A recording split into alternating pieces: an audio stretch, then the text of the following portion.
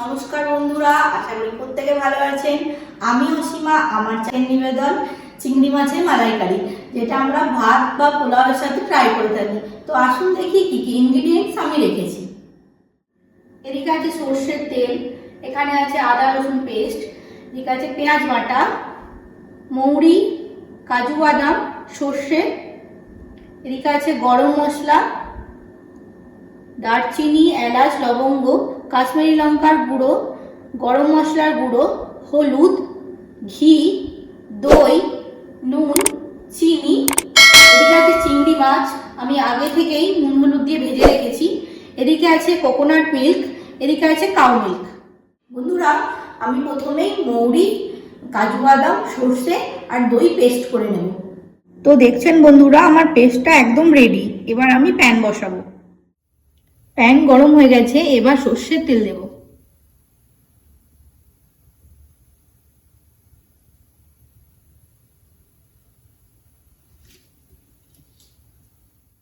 আপনারা দেখছেন তেল গরম হয়ে গেছে। এবার আমি গোটা গরম মশলা দেব, এলাচ, লবঙ্গ, দারচিনি। এখন পেঁয়াজ বাটাটা অ্যাড করব।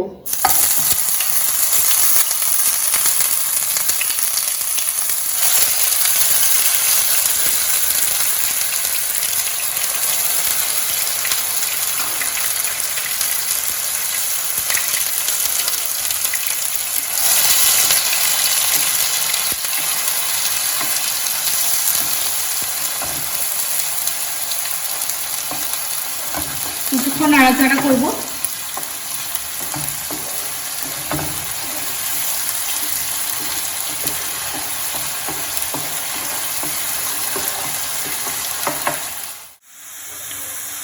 আপনারা দেখছেন পেঁয়াজের জলটা শুকিয়ে এসছে।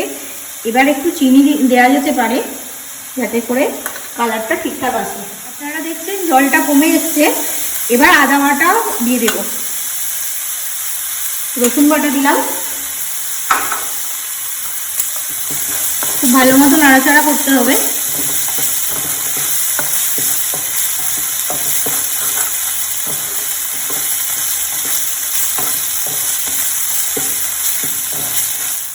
গ্যাসের ফ্লেমটা এই মুহূর্তে আমি লো করে দিয়েছি। আপনারা দেখছেন পেঁয়াজে তেল ছাড়ছে। এবার কাশ্মীরি লঙ্কার গুঁড়োটা দিয়ে দেব।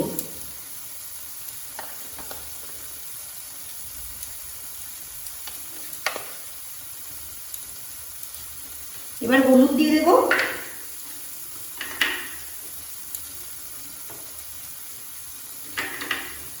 নাড়াচাড়া করব। এরপর আমরা যে পেস্টটা বানিয়ে রেখেছিলাম সেটা অ্যাড করব।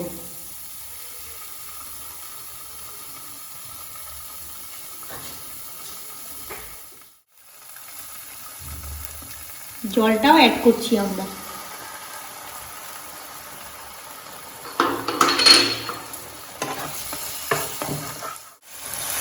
5 থেকে 10 মিনিট আমরা গ্যাসের ফ্লেম লো করে এটাকে ফুটতে দেব।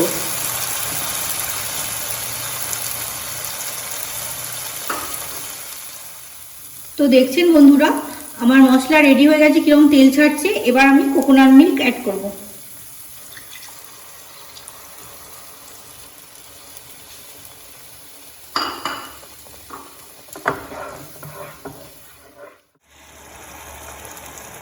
কাউ মিল্ক অ্যাড করলাম।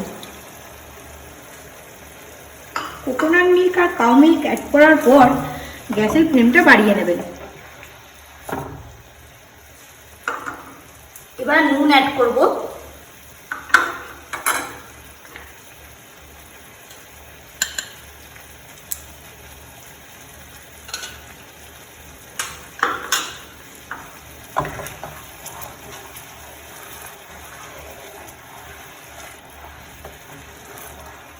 এবার চিংড়ি মাছগুলো দিয়ে দেব।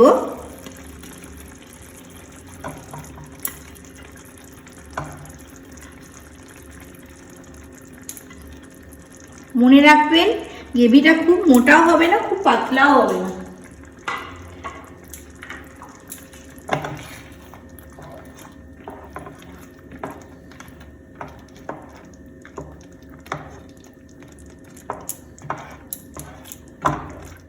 কিছুক্ষণ ঢাকা দিয়ে রাখবো, যাতে মাছের ভিতরে মশলাগুলো ঢুকে যায়। 15 মিনিট হয়ে গেছে, এবার ঢাকনা খুলে দেব।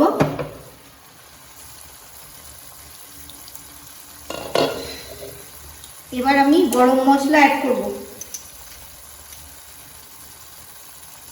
দেখতেই পাচ্ছেন কেমন তেল ছাড়ছে, খুব সুন্দর দেখতে হয়েছে।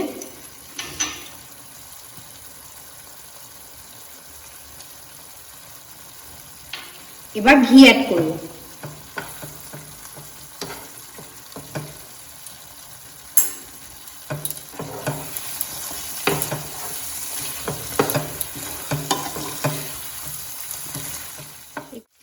এবার ঢাকা বন্ধ করে কিছুক্ষণ রেখে দেব।